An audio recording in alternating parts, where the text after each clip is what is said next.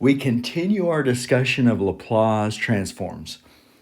And we're probably pretty good at doing the basic Laplace transforms. For example, if we want the Laplace transform of t cubed, we know that that's 3 factorial over s to the fourth.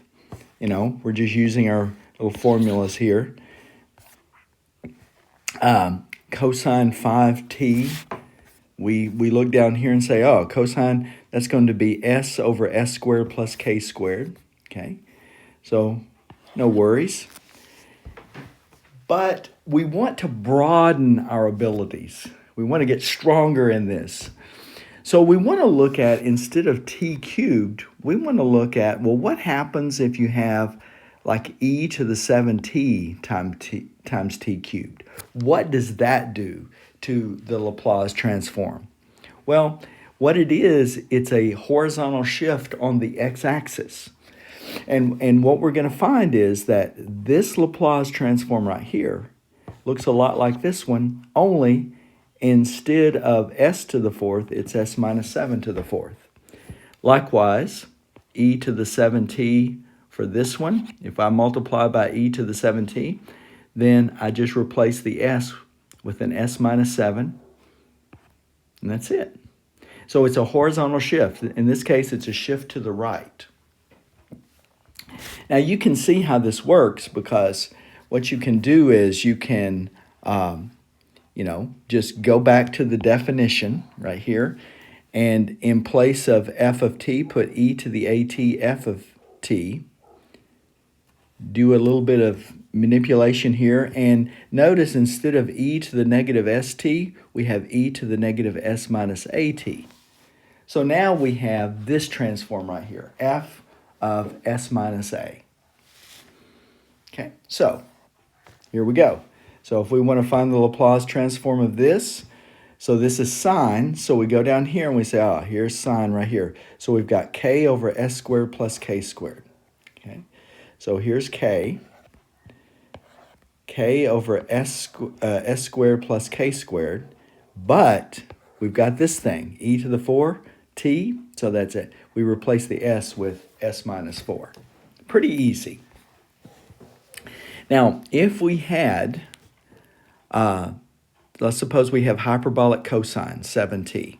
Okay, so I'll look down here in hyperbolic cosine, and notice what I get. I get s over s squared minus k squared. So here's s squared minus k squared. So here's s squared minus k squared. And that's the way it would normally be. This plus 3 comes from the fact that we are multiplying by e to the negative 3t. Yeah, that's it. Okay, now let's look at this next one here. Let's suppose that instead of finding the Laplace transform, you're going the other way and you're finding the inverse Laplace transform. So, for example, this one right here. Now, if you look at this, this looks a lot like the Laplace transform for t to the third power. And in fact, the Laplace transform for t to the third power would look like this. It would look like 3 factorial over s to the fourth power, which almost looks like what we have there. So what you do is you just ignore that this is s minus 5 and just think about it as s. And you say, okay, this is t cubed. But you remember, I've got to multiply by e to the 5t. Okay, so now I've got this shifted Laplace transform. That's the way you deal with those. Just ignore the shift, and then at the end, multiply by t to whatever power. So here's one here. Now, in finding these inverse Laplace transforms, you're going to find that there's a little bit of an art to it. Depending on the problem, the skills that you have to unleash, the techniques that you have to unleash are going to vary. Sometimes it's going to be partial fraction decomposition. Sometimes it's going to be completing the square. Sometimes it's just going to be a little bit of finesse. You know, you've got to know what number to add, what number to subtract, but we'll look at some examples here.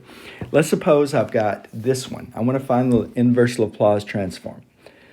Well, this is going to require a partial fraction decomposition. There's nothing up here in the table that kind of resembles this because we've got a couple of things up top, you know, a couple of terms up top. So I do a partial fraction decomposition. We know how to do that. And what we find is that this thing right here can be rewritten as 2 over s minus 3 plus 11 over s minus 3 squared. Now I'm going to do find the inverse Laplace transform, because on this first one, I can factor out a 2, okay? And now I've just got 1 over s. Well, 1 over s, the inverse transform for that is just 1. So, and you see that here, okay? There's 1 over s, it's just 1. So I do 2 times 1 and then multiply by e to the 3t. This one over here, I've got 1 over s squared. So let's see what this is. 1 over s squared.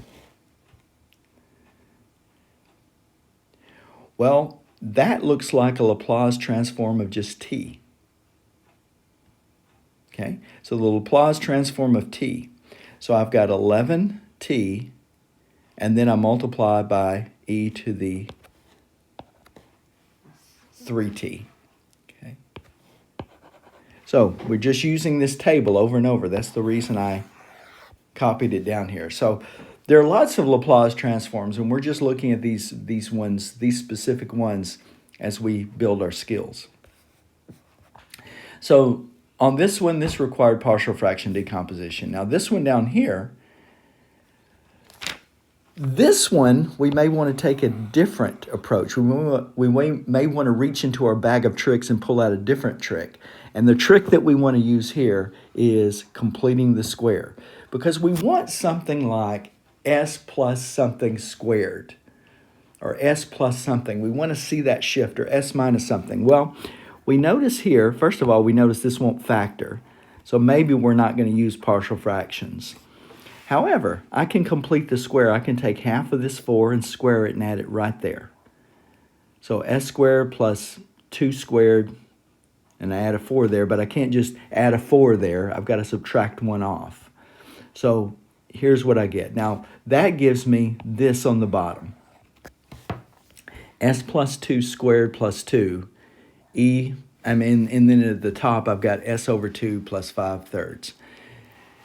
Now, that tells me that whatever my Laplace transform is, it's going to have an e to the negative 2t in it. Yeah, it's going to have an e to the negative 2t in it because I've got this thing. In other words, I've been shifted to the left. But I don't have an s plus 2 up top. I've got an s up top, which is a problem. So this is where I start to reason here. I'm thinking, okay, if I've got s plus 2 and I want I've got an s over 2 and I want an s plus 2, what could I do? Well, one of the things I could do is add a 1 there. And then, dig this, if I factor out the 1/2, I get s plus 2. Oh, so 1/2 s plus 2 is the same as this. But I can't just add a plus 1 there without subtracting a 1. I can't just add a 1 without subtracting 1 off.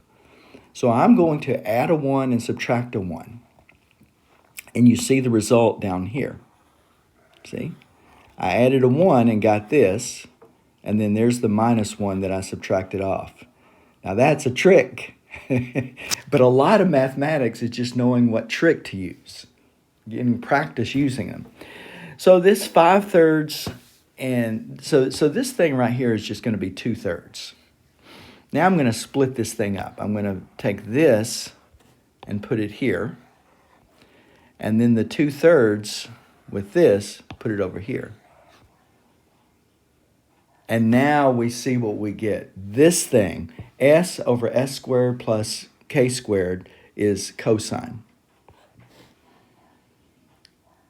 Okay, so this k is going to be the square root of 2, since that's just a 2 there. So we get 1/2 cosine square root of 2t times, we got to remember, e to the negative 2t. See? Same thing for this next one. We got to multiply by e to the negative 2t. And there is our inverse transform. Now, let's see how we're going to use this to solve a differential equation. Okay, here we go. So here's a nice differential equation here. And I am going to unleash the Laplace transform. I'm going to send it in there, and it's going to transform everything it can get its hands on. Okay, so first thing it does the transform on is this y double prime. Okay, so here we go. This y double prime, that's this part right here. Okay, and then next we got the y prime. Okay, and then of course the last thing, the y. And this capital Y of S, that stands for the solution, the transform solution. So that's the Laplace transform of the solution. Okay, and then we've got the lowercase y's down here. Okay, now the lowercase y's. Okay. Now, what I want to do is say, okay, y of 0 is 2. So I'm going to replace that y of 0 with 2.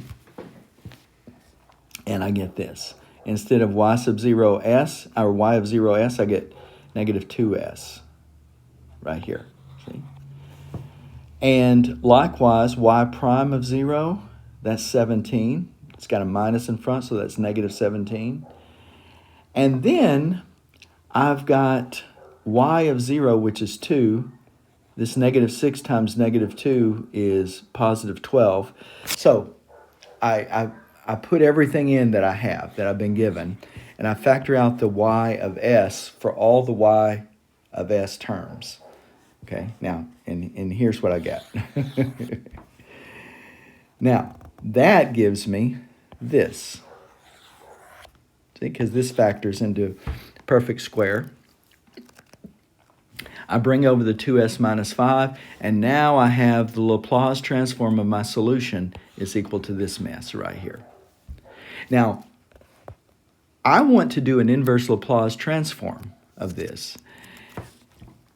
And normally I would do a partial fraction decomposition, but I've already done a partial fraction decomposition of this in the previous problem, and I get this. Or before the previous problem, and I get this. Okay. So now I've got this equals this. Ooh, we know how to find the inverse Laplace transform of that. Plus this over here. Well, this is like, think about this. If I do the inverse Laplace transform of 2 over s to the 5th, I'm going to factor out the 2.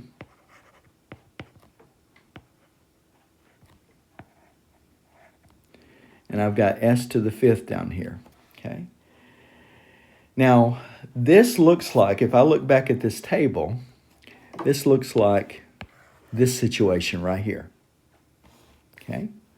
So I come back over here and I say, okay, what do I need up here? I need a 4 factorial, and I can't just multiply by 4 factorial over there. I have to divide it out. So this looks like it's going to be a t to the 4th. There it is, t to the 4th times 2 over 4 factorial, and that can be simplified. But it's not just s, it's s minus 3, so this is going to be times e to the 3t. And there you have it. We've done up and solved ourselves a differential equation at, well, for me, at 6:35 this morning. Okay, so now as far as the assignment goes, you've got the straightforward, finding the Laplace transforms. Then you've got the inverse Laplace transform. And remember what you do. You ignore the fact that it's s minus whatever or s plus whatever, and just find the Laplace transform, s by itself, and then multiply by the appropriate e to a power. Okay. Sometimes this is going to involve completing the square. This looks like a completing the square situation right there. Yeah, it really does. Sometimes it's going to involve partial fraction decompositions. Okay. But, you have to use your algebraic skills, your mathematical skills. And then we have differential equations that we solve. So that is the overview of this translation on the s-axis.